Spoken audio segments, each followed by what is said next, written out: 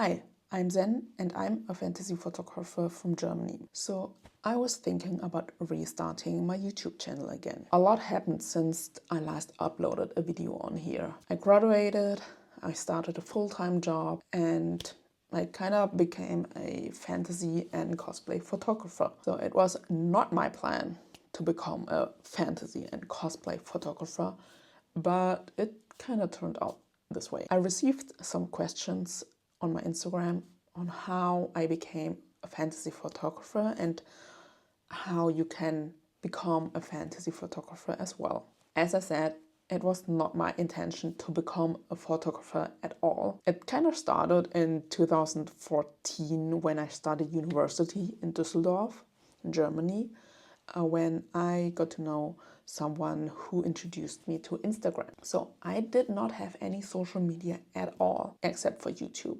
I was only watching YouTube during that time.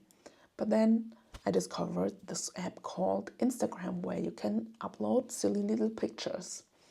So I did that. I was in a new city, I was in a new university, I was getting to know new people, everything was new. And also I was living in the city with the highest population of Japanese people in Europe. So there was a lot to discover. And as anyone who got Instagram during that time, I took pictures of literally everything and everyone and uploaded them on my Instagram, like food, desserts, and so on. So it was just like a fun little thing that I did during my free time. And one day we said to ourselves, why not take a camera with us during our little adventures in the city and take some pictures just for fun, just for Instagram, because we enjoyed it. So we met up, we had little dates and so on, and we just took pictures of each other. We went to new corners of the city, we went to other cities, and yeah, we like to discover new places and just took a lot of photos. It didn't matter what people thought about it. We just did our thing because it was fun. As simple as that. Then I went to Japan for a year abroad. This was when I got my first proper single reflex camera, because I only had this small digital camera that was fine, kinda. I struggled shooting at night, and of course the lens, yeah, it was an attached lens, so you couldn't really do much with that. So I decided with the little money that I had to buy a camera in Japan. And I did not regret that because the photos improved a lot. I don't want to say that it's just thanks to the equipment that my photos improved, but it was also thanks to shooting a lot and trying different stuff that make pictures kind of improved. So I took a lot of photos in Japan. However, once my year abroad ended and I went back to Germany, I didn't really have any interest in photographing the landscape or the cityscape here in Germany. It was not as interesting as the Japanese cityscapes. So I decided to start taking photos of people, of friends to be specific. So I have been taking photos of my friend before, but that was just some small, little silly things between us. But I wanted to take portrait photography seriously. So I started to go out with my friend with the proper camera, and I just started taking pictures. And it slowly got to the point that I asked other people whether they would model for me. It was mostly peers from my university or other friends, and they were like, yeah, sure, why not? So I was just taking photos of a lot of people, of different people. And during that time, I started watching a lot of YouTube tutorials. So this is very important. I did not learn anything from an institution or anything like that. I was studying Japanology and information science. So my studies didn't have anything to do with arts at all. But in my free time, when I was not studying and I was shooting, I was also watching YouTube tutorials. And there are a lot of them. especially now, I think the numbers of tutorials have multiplied by a lot. So there are a lot of free resources that you can watch. I just watched tutorials, I watched certain techniques and started to implement them on my own photos. So I did that step by step. I learned the technique, tried it on my own photos, and did it so long that I memorized the step. And then I went on to the next technique. So that's how I slowly started editing. I started skin retouching, and I continued shooting with different people. Because I was studying Japanology at university in a city with a very high number of Japanese people, convention. The manga and anime community is very big in that city.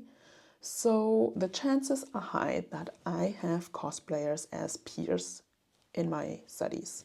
So I also asked some cosplayers in my classes whether they would be up, like, for me to take photographs of them, and they agreed. So I went around and took photos of people in their cosplays. I was also planning like fantasy concepts with friends. I did not really define that as doing fantasy photography. Like, I didn't specify it like that. It was just a fun little project with friends because we enjoyed it.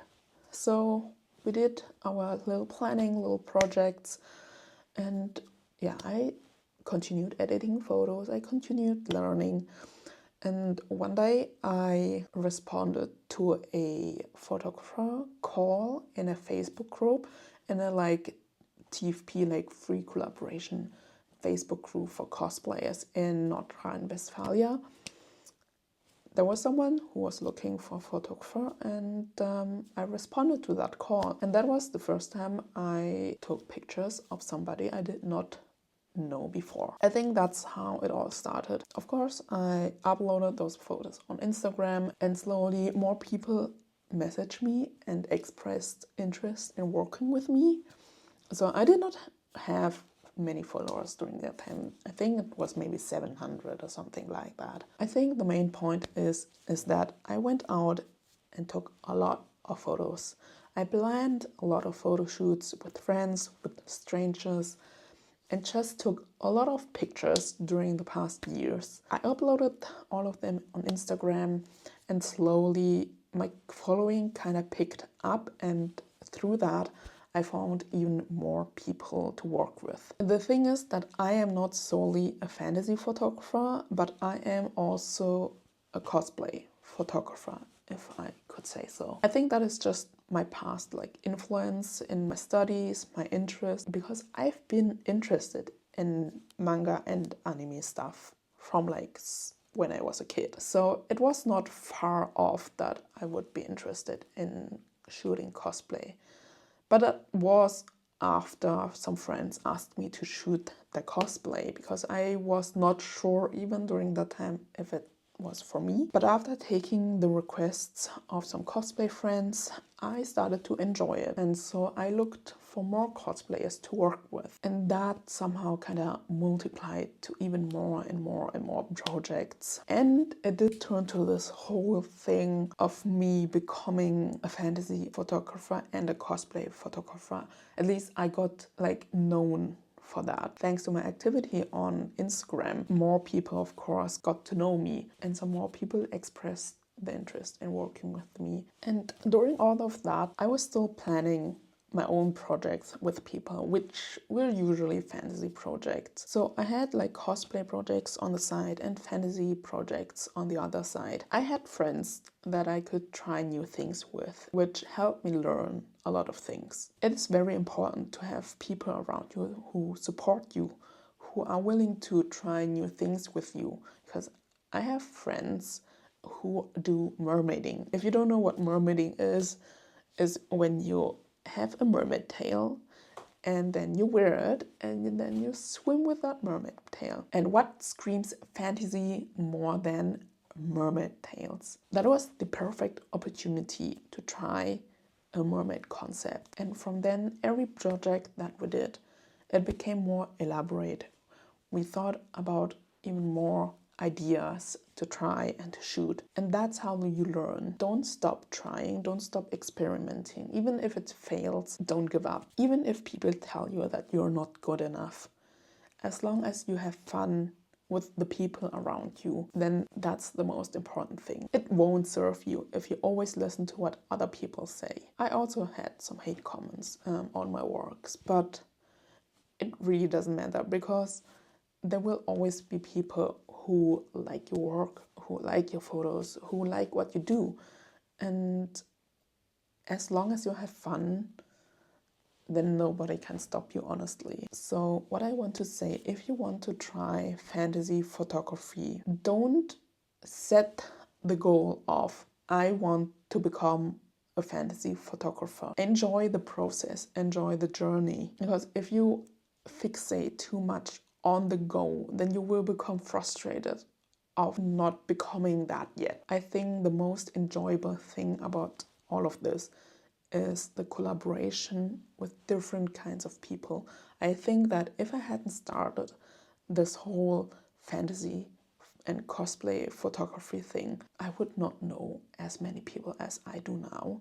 And I am very introverted. I have difficulties to connect with new people. But this hobby, this passion has helped me a lot in that aspect. So it gave me a lot. I learned a lot through that. So if you think that photography or fantasy photography, whatever it is something you will truly enjoy, don't overthink it. Like, don't overthink it. You want to do it, you have fun doing it, then just do it. Everything will come together. Don't look for it and don't force it. I did not know that I would become a fantasy photographer. It was just something that I enjoyed. I enjoyed doing it. And somehow now I'm here. But I still enjoy doing it. I have friends, I have new friends that I found through this hobby. So I'm telling you, take your camera or your phone, because nowadays phones have really good cameras. You don't need the expensive equipment. You can get it later if you want to. But right now, work with what you have and just go out, try new things, and you will see what you enjoy and what you will not enjoy. And I really hope that you will be able to pursue your passion, what you enjoy, and do not give up no matter what anyone says.